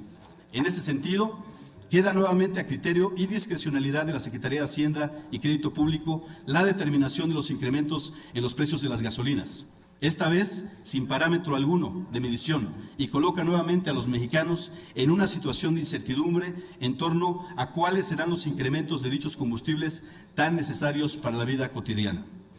Existe también un factor que se ha visto seriamente afectado en las últimas décadas, especialmente desde la entrada en vigor de los gasolinazos. Se habla del poder adquisitivo de los trabajadores mexicanos, quienes a pesar de su esfuerzo diario, cada día y gracias a las políticas del gobierno mexicano, ven más y más disminuida su capacidad para adquirir los productos de la canasta básica, los cuales mes con mes y gracias a los incrementos de las gasolinas aumentan sus precios, volviéndose algunos de ellos casi inalcanzables. Lo anterior queda demostrado en un estudio realizado por la Universidad Autónoma de México, denominado México, Fábrica de Pobres. Cae el 77.79% el poder adquisitivo, en el cual se determinó que los salarios en México, a partir de mediados de la década de los 80s y hasta la fecha, han acumulado una pérdida de más del 77% de su valor.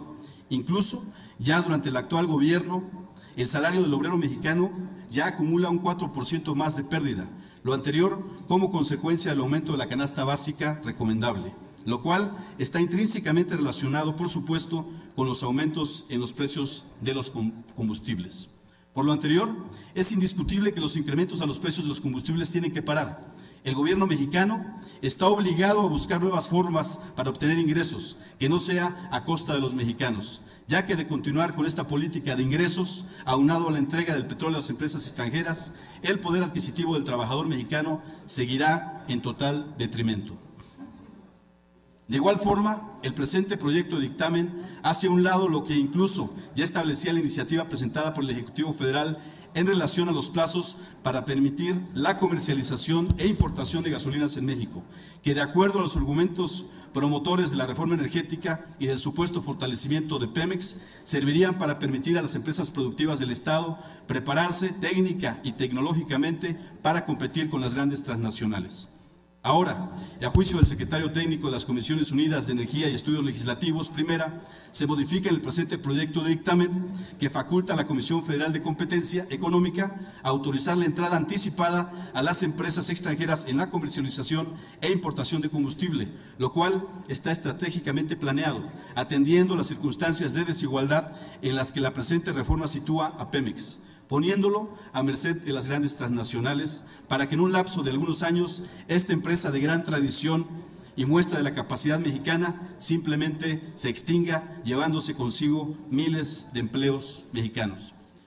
Finalmente, compañeras, compañeros legisladores, y esto derivado de la participación ayer de mi compañero y amigo el senador Óscar Román, él hacía referencia a un asunto que tiene que ver con multas. Sin embargo, hay que clarificar muy bien, hay una separación y voy a tocar el tema por lo relevante del asunto. El artículo 10 del proyecto de dictamen por el que se expide la Ley de Hidrocarburos establece como causa de revocación de asignaciones la remisión de información o reportes falsos o incompletos o simplemente los oculte en más de una ocasión de manera injustificada. De igual manera, el artículo 20 de la citada ley instaura como supuesto de rescisión administrativa de los contratos la misma hipótesis, lo que se traduce en una redacción incoherente, ya que la emisión de un reporte falso jamás podrá ser justificada. De lo anterior, nos preguntamos, ¿a qué se refiere en más de una ocasión? ¿Será acaso después de 2, 3, 4, las veces que sean necesarias antes de revocar algún contrato o rescindirlo? Lo anterior es un problema serio, ya que remitir información o reportes falsos de la producción o costos de los hidrocarburos y sus derivados transgrede la soberanía energética, ya que se podrá estar en el supuesto de un robo de los hidrocarburos que, como se afirma en la ley que discutimos, son propiedad de la nación y por ende del pueblo de México. Si bien es cierto que el proyecto de dictamen por el que se expide la Ley de Hidrocarburos, y aquí es la participación que hubo ayer de parte del compañero senador, contempla un capítulo de sanciones de carácter económico a signatarios y contratistas que cometan alguna conducta catalogada como infracción, de acuerdo a la fracción tercera, inciso C, del artículo 86, ayer citado, del proyecto de dictamen de la Ley de Hidrocarburos. En el caso particular, equivale a una multa de entre 7.500 a 150.000 veces el importe del salario mínimo vigente. Por lo que si hacemos la operación correspondiente, estamos hablando de una posible multa que puede variar de entre 500,000 pesos hasta poco más de 10 millones de pesos. Monto simbólico comparado con las ganancias que obtendrá la empresa extranjera con la continuidad de los proyectos respecto al contrato o asignación para la extracción y explotación suscrito con el Estado mexicano. Aquí hay que diferenciar, porque en el punto que yo toco del artículo 10 y del 20 habla de las causales para recesión, y en este estamos hablando de infracciones que tampoco se justifica, porque si no caeríamos en el supuesto de lo que estamos siendo testigos todos con el caso de sonografía, donde después de haberse dado a conocer un desfalco multimillonario con el pago de 30 millones, 35 millones, se le da la libertad a quien puede venir y robarse cientos o miles de millones de pesos. Justamente por eso es, de dólares, perdón, es cierto, de dólares, me corrigen adecuadamente. Esto es muy grave, porque ese es el tema de infracciones, y en el caso de la rescisión de un contrato estamos hablando de falsear información, pero solamente lo van a rescindir en el caso de que sea en más de una ocasión. Yo creo que es algo serio y que definitivamente debe de ser muy revisado. Señoras y señores, mediante los temas expuestos se acredita que a las y los mexicanos solo se nos pretende vender una reforma energética bajo la modalidad de un producto milagro, porque hasta que conocemos su alcance nos damos cuenta que la intención del oferente era el engaño, el timo, el abuso, pensando que aún el pueblo de México es ingenuo. Es cuanto, señor presidente. Gracias, senador. A favor del dictamen, el senador Salvador Vega. ¿Con qué objeto? ¿Por alusiones? ¿De quién? Ah, adelante, senador. O desde su lugar, como quiera.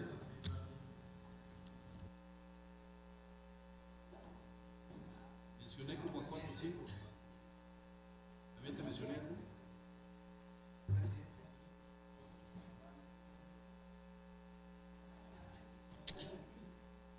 El senador Rabín habló de varios asuntos muy importantes y yo quiero subrayar al menos 2 de ellos.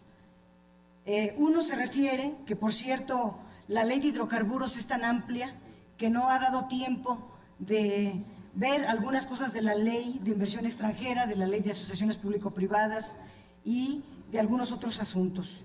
Pero quiero referirme, aparte de lo que hablaba el senador Rabín, que son los yacimientos transfronterizos en el Golfo de México. Tenemos que recordar que en febrero de 2012 se selló el acuerdo entre la Cancillería de México y la representante del Departamento de Estados Unidos, el acuerdo de los yacimientos transfronterizos de hidrocarburos. En mayo de 2012 recibió la aprobación del Senado de la República y el 19 de diciembre de 2013 se aprobó por el Senado de Estados Unidos. Este acuerdo reconoce estructuras geológicas transfronterizas, pero donde aún no hay evidencias de reservas probadas. El acuerdo propone fortalecer, entrecomillado, la seguridad de América del Norte. Es esta región que quieren llamar Norteamérica a México, siendo México de América Latina. Estos acuerdos transfronterizos autorizados por el Senado modifican los derechos de propiedad de la expropiación petrolera en México. Le quita el carácter de operador a Pemex para que otros operadores, especialmente las petroleras transnacionales, se ocupen de la explotación y la extracción de hidrocarburos en la zona transfronteriza. Tiene un alto grado de discrecionalidad en las controversias, en las resoluciones. Dice que recaerán en un experto y no dice ni quién, ni designado por quién, al margen de los órganos de Contraloría, sin el control del Congreso, mucho menos del escrutinio público. La información, dice, será confidencial para los licenciatarios y los gobiernos deberán mantenerla en ese carácter. También los acuerdos son irreversibles y el término licencia, a eso voy, viene de lease o lease, que significa concesión o arrendamiento. Y esto está prohibido. Las concesiones están prohibidas todavía en la Constitución. Eliminan a Pemex de la operación en estos yacimientos transfronterizos. La paraestatal no aparece en ningún documento. No hay referencia a Pemex en estos acuerdos. Pemex no podrá operar. Por ahí, en un en un artículo de la ley de hidrocarburos, se habla de que Pemex podrá participar solo con el 20%. Nosotros decimos, si es nuestro territorio, Pemex tiene que participar con la mayoría de las acciones, con el control accionario. No establece la transferencia tecnológica ni nada, ninguno, para abreviar, porque ninguno de los argumentos que han dicho para que esto opere, que va a haber transferencia tecnológica, que va a haber no sé cuántas cosas, nada de eso se establece en estos acuerdos, y léanlos, por favor, antes de votar. En la ley de inversión extranjera se extranjeriza todo: el comercio de gasolinas, la distribución de gas licuado de petróleo, el suministro de combustóleo para el transporte, el comercio para las navieras y el tráfico de altura, las operaciones en puertos, los centros de distribución y ferrocarriles.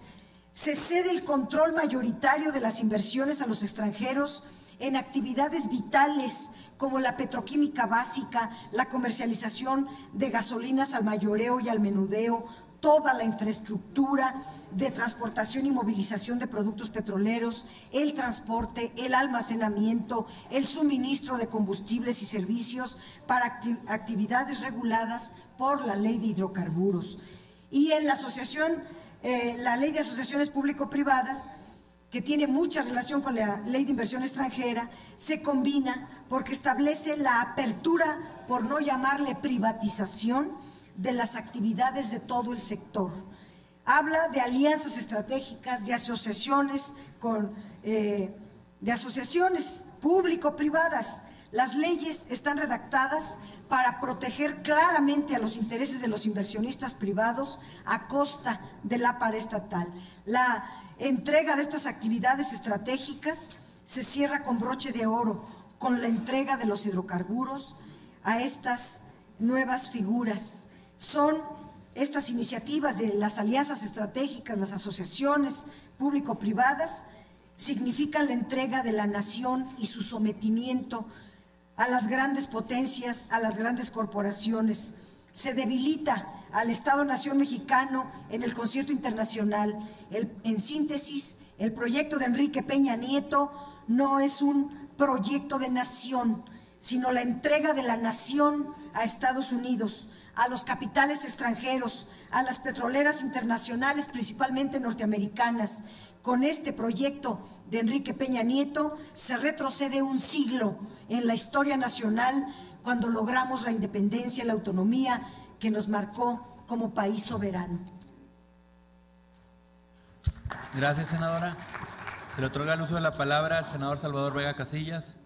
A favor.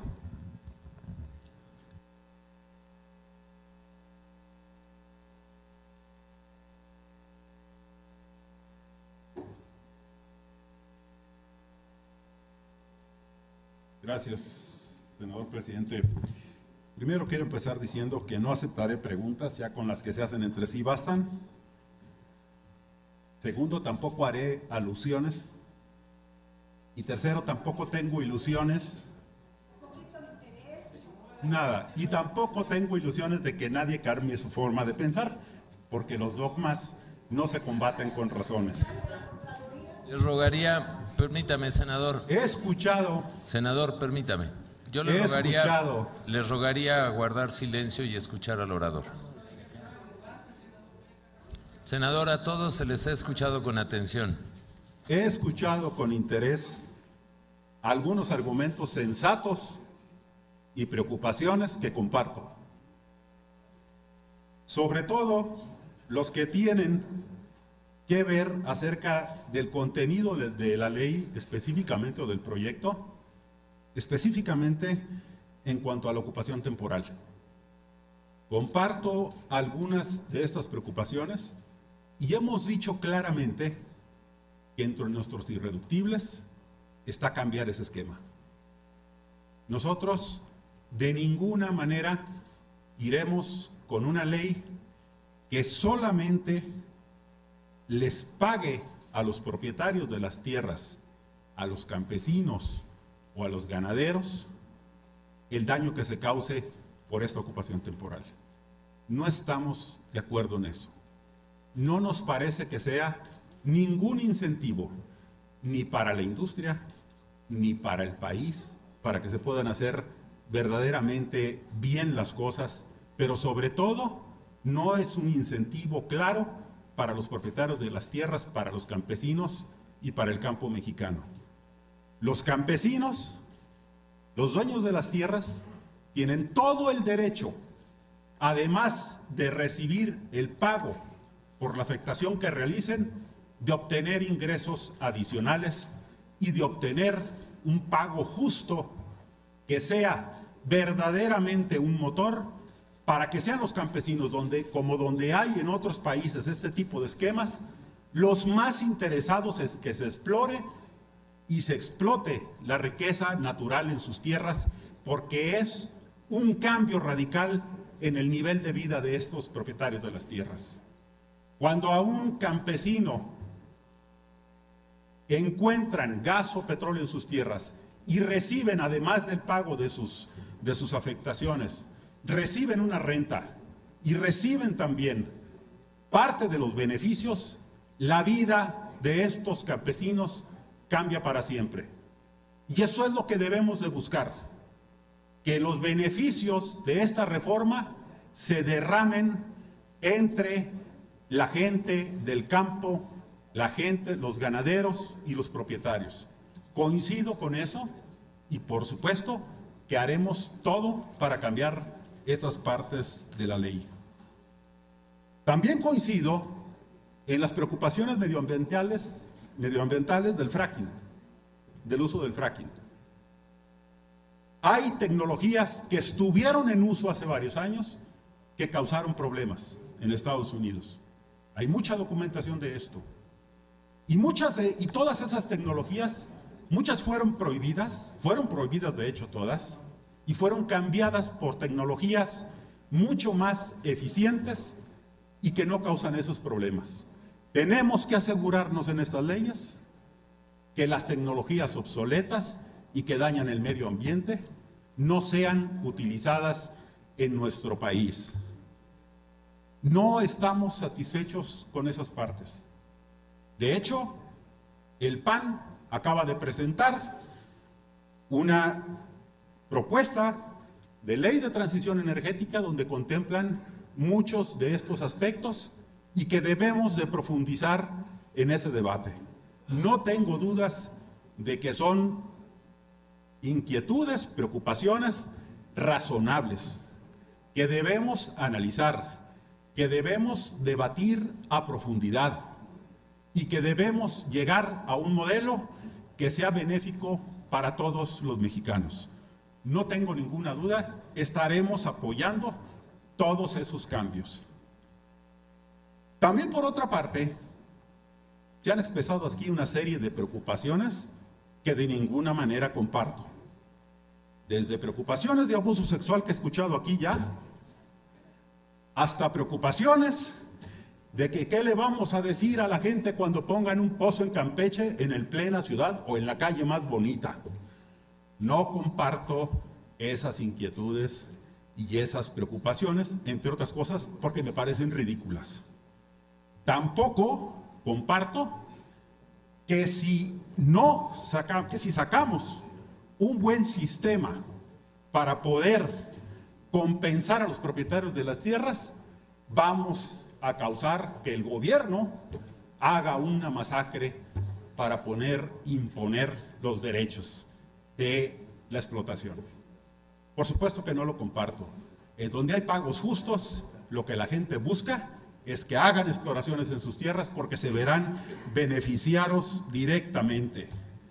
No comparto toda esta serie de argumentos tremendistas de las masacres, de los levantamientos, de los abusos sexuales, de la destrucción del patrimonio histórico del país, para que el gobierno imponga todo esto. Vean lo que va a pasar, nos dicen.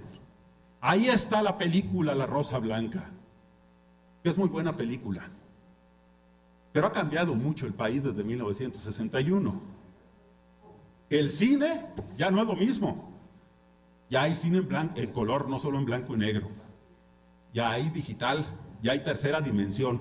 Ya el cine no es lo mismo. El país tampoco es lo mismo que en 1961. Es más, el gobierno ya no es lo mismo. Aún el del PRI. El gobierno no es lo mismo que cuando había presidentes y secretarios represores que reprimían con sangre cualquier manifestación. Es más, el PRI ya no es lo mismo. El PRI era el partido que decía que sabía gobernar. Y vean ustedes el crecimiento económico raquítico en que nos tienen los que decían que sabían gobernar, agravado por una reforma fiscal apoyada por senadores del PRD. Muchas gracias.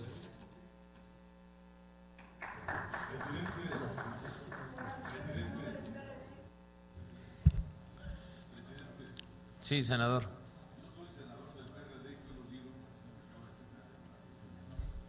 Contéstale que no hubo elecciones, ¿no? Que nunca mencionó nada. No hubo alusión personal. Personal.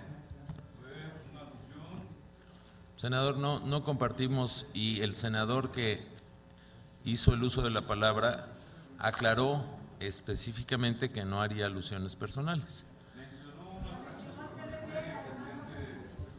Senador, no hubo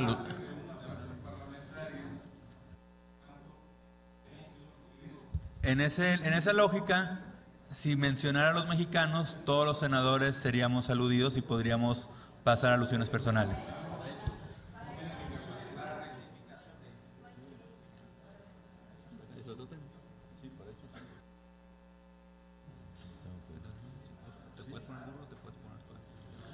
Senadora, ¿desde su lugar o vas como usted guste? Hasta por 5 minutos, senador. Solo quisiera recordarle al Partido Acción Nacional que al estar aprobando esta ley de hidrocarburos y todo el paquete petrolero, al haber avalado ustedes la reforma energética que le quita el 36% de los ingresos públicos al país, eso es lo que provoca el aumento de impuestos, que no se hagan los de la boca chiquita, porque en realidad los principales responsables de la falta de ingresos, a pesar de que tuvieron excedentes petroleros y demás, son los gobiernos del PAN. Y al autorizar que la fuente principal de ingresos públicos, que es Pemex, quede privatizada con este régimen fiscal que le están poniendo en su extinción, en los hechos están aprobando la reforma fiscal restrictiva para toda la población. Que no finjan demencia. Gracias, senadora. Solo para al senador Pedraza, por el respeto que me merece, el artículo 78 del reglamento señala específicamente que las alusiones personales son a la persona. Con todo respeto, senador. Señoras y señores, se ha terminado la segunda ronda. En lo general, y tal como lo establece el acuerdo, es mi obligación preguntar si ha sido suficientemente discutido para tomar la votación de los integrantes de las comisiones primera de Estudios Legislativos y la Comisión de Energía. Le ruego al presidente de la Comisión de Estudios Legislativos primera me auxilie en tomar la votación y preguntar si ha sido suficientemente discutido. Solicito a los senadores integrantes de las Comisiones Unidas que consideren que está suficientemente discutido este dictamen en lo general, favor de manifestarlo de la forma acostumbrada. ¿Por la afirmativa? 1, 2, 3, 4, 5, 6, 7, 8, 9, 10. Igualmente, a los senadores que consideren que no está suficientemente discutido, favor de manifestarlo. 1, 2, 3, 4. Estás 5, no 4. 5. Está suficientemente discutido. Por lo anterior, comunico a ustedes que una vez aprobado el calendario de los horarios de viernes, sábado y domingo, se declara un receso, reiniciamos mañana. ¿Me permite terminar? ¿No? Pues permítame terminar. Termino y le doy la palabra. Declararíamos un receso y nos citaríamos aquí a las 2 de la tarde el día de mañana para iniciar la discusión en lo particular. Dígame usted, senador Pedraza. Yo quisiera que ahorita que se ha estado declarando que ya está concluida la discusión en lo general, pasáramos a lo que dice nuestro reglamento. Y nuestro reglamento dice que se procederá a la votación previa separación de artículos que van a ser reservados para discusión en lo particular. En ese sentido, nosotros como grupo parlamentario hicimos una consulta a la Comisión de Reglamentos y Prácticas Parlamentarias, en el cual insistimos en que se pudiera aclarar si el procedimiento adoptado el día 10 de junio era un procedimiento ajustado al reglamento, para lo cual yo quiero pedirle que tenga la amabilidad de ordenarle al presidente secretario que tiene ahí a su lado que pueda darle lectura a el documento que envió la Comisión de Reglamentos y Prácticas Parlamentarias en relación a la consulta que se le hizo. Yo se lo voy a hacer llegar en este momento para que se someta a su lectura.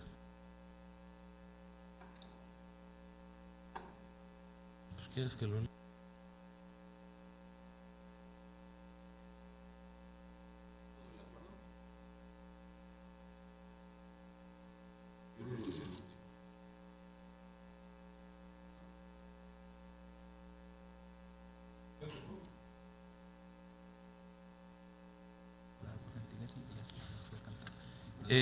Sí, nada más adicional, le preguntaría las firmas del citado acuerdo.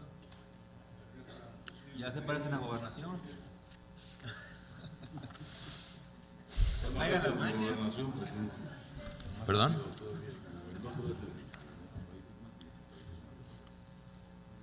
No viene la firma de la senadora Ivonne Álvarez. ¿No quiso firmar? ¿Hubo sesión de la comisión? Yo hubiera votado en contra. Hay un acta de firmas de inicio. ¿Tienen la convocatoria? Sí, la tiene. ¿Me la pueden hacer llegar? Sí. Pues sí, sería muy bueno. Yo le pido. Para el receso, mejor mañana. Mire, en atención, para no. si gusta tomar asiento. Para ayudarnos. Yo le pediría, señor senador, que nos hiciera llegar la convocatoria de la sesión correspondiente. La verdad es que sí nos llama la atención que nuestra compañera Ivonne Álvarez no haya firmado a favor o en contra, y yo le ofrezco con todo respeto y con toda tingencia que el día de mañana con eso reiniciamos la sesión. Muchísimas gracias, muy buenas tardes, muy buenas noches.